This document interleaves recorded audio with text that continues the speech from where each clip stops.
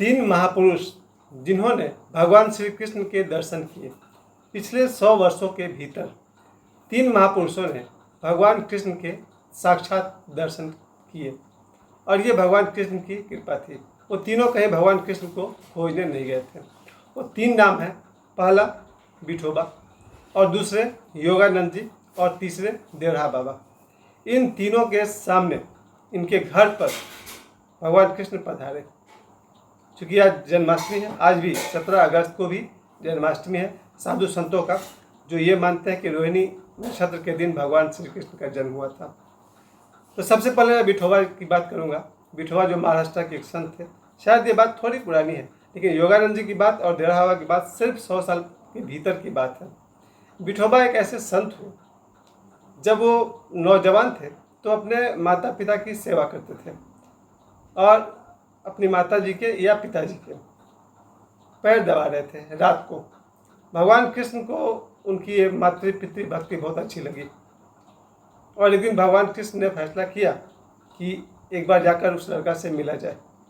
और एक रात विठोबा जब अपनी माता जी के पैर दबा रहे थे, उसी समय भगवान कृष्ण उनके घर में प्रवेश किए। रात के करीब आधी रात को विठोबा ने माँ के पैर दबाते हुए दरवाजे की तरफ देखा कि हाँ, सामने कृष्ण खड़े हैं, लेकिन उसने इशारा किया कि जरा रुकिए, मैं माँ के पैर दबा रहा हूँ। वो माँ के पैर दबाते चले गए और भगवान कृष्ण खड़े रहे। लगभग पूरी रात भगवान कृष्ण को उन्होंने खड़े रखा, यानी अपॉइंटमेंट दिया ही नहीं। उठ करके अपनी माँ के चरण छोड़ करके वो भगवान कृष्ण के पास गए ही नहीं। और सुबह होने का समय नज़दीक आ रहा था। तब भगवान श्री कृष्ण ने कहा कि अब सुबह होने वाली है और भी बहुत सारे लोग आ जाएंगे, अब मुझे जाना होगा। तुम तो अपने माता के चरण छोड़कर मेरे पास आए नहीं, लेकिन मैं तुम्हारा दर्शन करके धन्य हुआ। ऐसा बच्चा जो अपने माता पिता की भक्ति करता हो। बहुत सारा आशीर्वाद दिए, लेकिन उसी समय विठोबा ने उन्हें बैठने का इशारा किया। भगवान श्री कृष्ण बैठ गए वहाँ पर, लेकिन फिर उन्होंने कहा कि तुम तो अब आओगे नहीं, क्योंकि अभी तक वो पैर दबाए ही चला जा रहा था। तो फिर विठोबा जी अभी तक भगवान कृष्ण से मिलने को तैयार नहीं थे, अपने माता जी के चरण दबाए जा रहे हैं। तब भगवान कृष्ण फिर खड़े हुए और कहे कि अब मैं जा रहा हूँ, आज से ये जगह विठोबा के नाम से जाना जाएगा। और महाराष्ट्र में जो लोग जानते हैं वो ये जानते हैं कि विठोबा का मतलब भगवान श्री कृष्ण को वहाँ बिठाया गया था। ये बात थोड़ी पुरानी हो सकती है, 200 साल से भी ज़्यादा हो सकता है। अब आइए, सिर्फ 80 साल 90 साल के भीतर योगानंद जी को भगवान श्री कृष्ण के दर्शन मुंबई के रिजेंट होटल में हुआ था। उन्होंने अपनी जो उनकी पुस्तक है ऑटोबायोग्राफी ऑफ योगी, उन्होंने योगानंद जी ने बताया कि भगवान श्री कृष्ण ने उन्हें दर्शन दिए थे और ये मुरली हाथ में लेकर के। बहुत डिटेल में योगानंद जी ने नहीं बताया, बस इतना ही बताया था कि जब उन्हें कुछ ज़्यादा ही भगवान श्री कृष्ण की कुछ अंदर से आवाज़ आ रही थी, ऐसा उनको फीलिंग्स आ रहा था, तभी भगवान कृष्ण ने उनको दर्शन दिए। तो ये बात आप जो लोग भी योगी कथामृत पढ़े हैं हिंदी में या इंग्लिश में ऑटोबायोग्राफी ऑफ योगी, उस पुस्तक में इस बात का जिक्र है कि योगानंद जी को भगवान श्री कृष्ण ने साक्षात दर्शन दिए। अब तीसरा नंबर पर 1986 के आसपास में देवराहा बाबा ने एक दिन निर्णय लिया कि आज मैं शरीर छोड़ दूंगा। पहले तो वहाँ से वो हिमालय चले जाएंगे और ये वृंदावन की बात है। वृंदावन ने सांझ को घोषणा कर दी देवराहा बाबा ने कि आज रात को हम हिमालय चले जाएंगे और वहाँ अपने शरीर का हम त्याग कर देंगे। तो उनके जितने भी भक्त थे, खासकर देवदास जी, जिनका हम बहुत सारा वीडियो देखते रहते हैं, देवदास जी ने और बाकी सभी जो उनके शिष्य थे, सभी उदास होकर के पूरी रात उनके मचान के बाहर बैठे रहे कि आज तो बाबा चले जाएंगे हम लोग को छोड़ करके।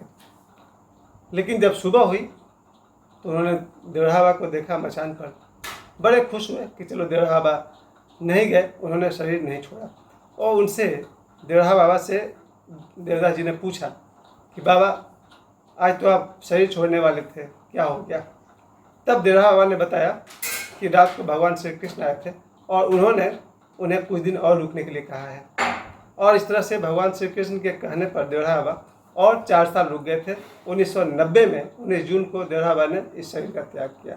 पर जाने से पहले एक बहुत बड़ा काम वो जरूर कर गया, वो था श्री राम मंदिर का निर्माण का पूरा जो पृष्ठभूमि है बाबा ने तैयार कर दिया। मुझे लग रहा है 1986 से लेकर के 1990 तक ये 4 वर्ष उन्होंने लगातार मेहनत की कि अयोध्या में श्री राम मंदिर बने। इसके लिए उन्होंने विश्व हिंदू परिषद हो या फिर और भी बहुत सारे उस समय के मुख्यमंत्री वीर बहादुर सिंह जी हो, राजीव गांधी जी हो, यानी बहुत सारे गणमान्य लोगों को उन्होंने बार बार आदेश दिया कि अयोध्या में वो राम मंदिर बन जाना चाहिए। हालांकि बाबा के रहते हुए तो राम मंदिर नहीं बना, लेकिन राम मंदिर बनने का प्लॉट जरूर तैयार हो चुका था और समय आने पर यानी कि 2022 में, शायद पिछले साल 2024 में, 2024 के 22 जनवरी को 22 जनवरी 2024 को हम सभी ने देखा अयोध्या में से राम मंदिर बन गया।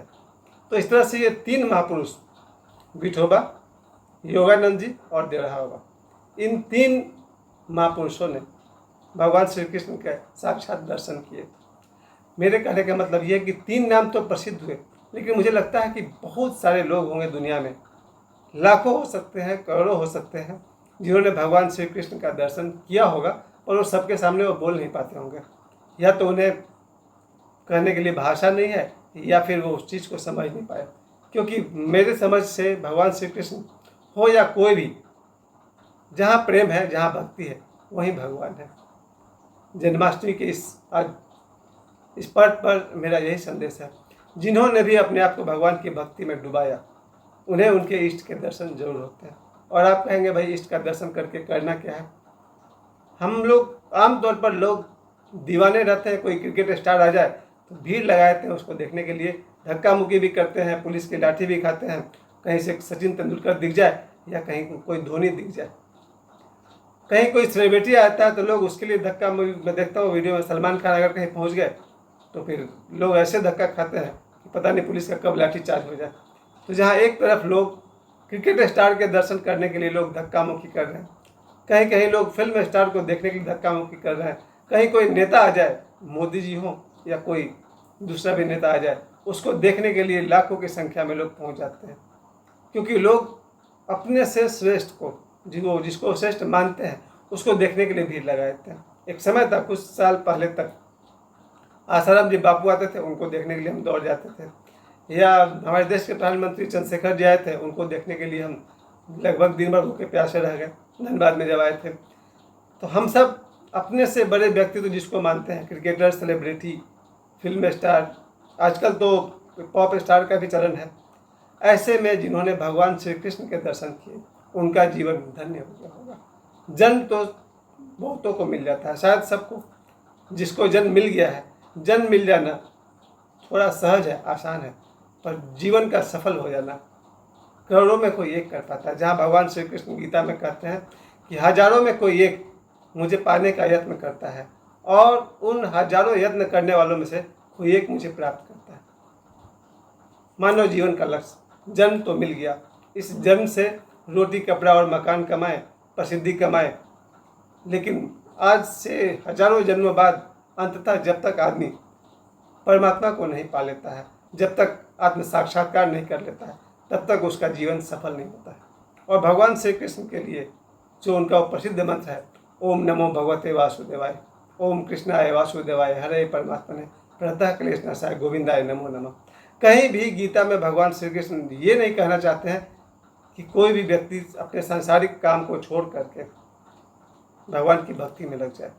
लेकिन आज इस पिछले सदी के सन्यासियों ने और इस सदी में भी लोगों ने कहा 23 घंटे संसार को दे दो, लेकिन 1 घंटा ईश्वर की भक्ति के लिए बचाए रखें।